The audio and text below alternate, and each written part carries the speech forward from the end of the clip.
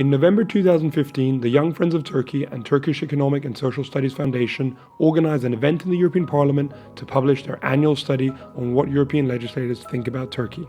The event kicked off with introductory speeches from the President of the Young Friends of Turkey, Mehmet Ünlü, and the Director of TESEV, Özge Aktaş Mazman. This was followed by Bodil Valero, a Swedish member of the European Parliament, Selim Yanel, the Turkish ambassador to the EU, and the newly appointed head of Turkey division at the European External Action Service, Javier Perez. The analysis of the report was presented by the leading project managers, Samuel Deveri Vesterby and Zerrin Cengiz from the Young Friends of Turkey and TESEV. Promoting dialogue and solutions, what the European legislators think about Turkey. I think we had a really successful event when it comes to contributions made by the speakers and also by the audience attending the event. Main phrases and main topics issued by the speakers were especially two phrases which were quite interesting, named by both the ambassador and European officials. We are Europe, we are family. This is exactly what Young Friends of Turkey also stands for. We stand for more mutual understanding. We stand for breaking down prejudice and stereotypes, and also bridging cultures. As the accession process often relies on state actors, it's vital that the civil society organizations provide the necessary link between people of both regions and policymakers. Beside this, as the European Union and the accession process especially often relies on state actors, it's important that civil society organizations, movements and reports and these kind of involvement and initiatives from the civil society are very important when it comes to strengthening the ties between Turkey and the European Union. Also, not just for the accession of Turkey to the European Union, but also the civil society dialogue has to be strengthened and followed up very precisely. I think that the report that we have seen produced by you is actually something that is quite unique, because this time we have seen how the Parliament is gauging Turkey, how it looks at Turkey.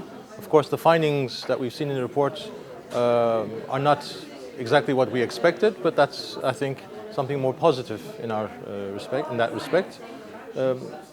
Turkey-EU relations have a long history, definitely. We just had the regular report come out recently. And funnily enough, in the last month, Turkey-EU relations have flourished all of a sudden. We're moving ahead. I know that the public opinion has not caught up with this yet, but the migration crisis is now bringing us back together. And we believe that this is a big opportunity to put the relationship back on track. What I tried to convey during my short presentation was the message that following what's happening in Syria, following what's happening in the region, both sides have come to the realization that more than ever, that we have a large number of common problems and opportunities, that we both need each other, Turkey and the European Union, and that we should continue and deepen our current engagement.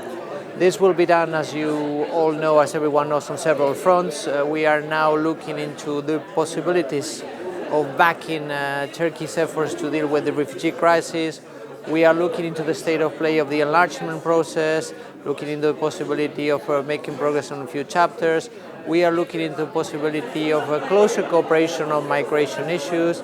And we are also looking into how to deepen our political engagement, whether this could be transforming Turkey's participation in the summit, a more reinforced political dialogue. That will have to be seen. What is crystal clear to everyone, as I said before, is that we need a deeper engagement. We need a continued poised cooperation and dialogue.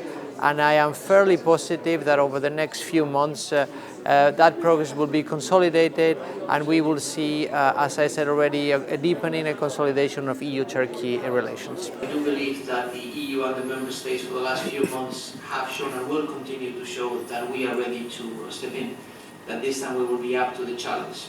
We are now being promised many things, maybe because of the migration crisis, but these are things that are actually needed for a candidate. So this is not something extra for us. And we know that there are certain things that we have to do. There are many conditions that we have to fulfill.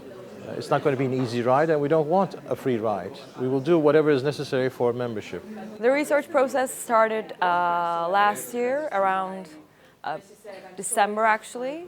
We started getting into touch with parliamentarians from the UK, Belgium, France, Germany, and simultaneously at the European Parliament. So the report shows some very interesting key findings. One of them is that 81% of parliamentarians from national and European parties seem to agree with the accession of Turkey into the EU.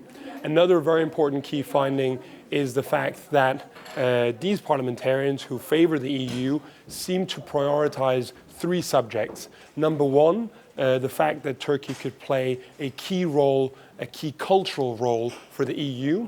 Another factor is the fact that Turkey is a very important country in terms of economic growth.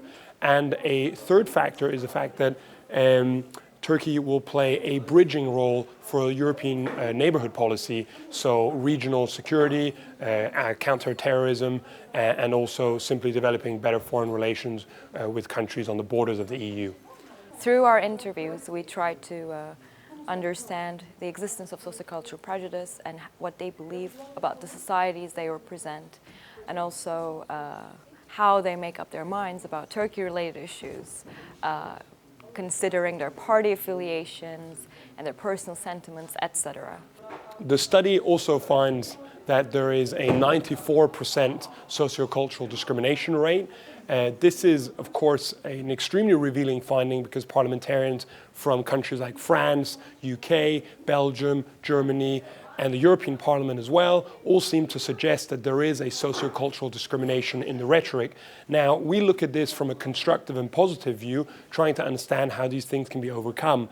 But the fact remains that 66% of the interviewed respondents did categorize the fact that Turkey is a Muslim country as being a sociocultural discriminatory problem. That their parties have an anti-Turkey stance, and the 19% who opposed the process themselves, who said no to Turkey's EU membership, there is no direct correspondence. Among these parliamentarians who said that their parties are officially against Turkey's EU membership, there are actually parliamentarians who are personally in favor of Turkey becoming an EU member state. In the report, we saw that most of the prejudices are based on religion or culture. This is no surprise for us, but we believe that if there are more contacts between Turkish citizens and European Union citizens, then this could be overcome in time. But also we need leadership. The leaders we have seen so far are following the popular movements. We've seen that there's a lot of reactions towards certain events in Europe. There's a backlash. I think that if things go better, if the economic situation in the EU goes better, there will be maybe a more serene atmosphere, but there's many things that we have to do as Turkey as well. If we can show that we are following the reforms, and then things are happening in a more positive sense, more economic development, more political development, more interaction with our EU colleagues, more, let's say, dialogue, then this mood can change. But also the leaders are important in EU. The leadership that we've seen in the past have been negative. This leadership has to turn positive. We all have our duties to do, and I'm sure that we can overcome that as long as we are moving ahead with more dialogue. I think we're at a key moment. Both Ambassador Yenal and also the head of the External Action Service Turkey Division, Perez, both mentioned the fact that there is a key moment for better development of EU-Turkey relations in terms of economic and also in terms of foreign policy initiatives which have to be overcome.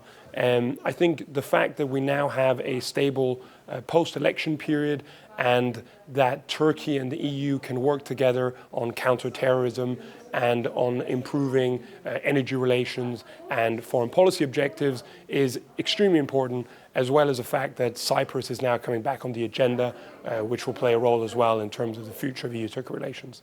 But now we have a good opportunity, and also there are negotiations going on in Cyprus.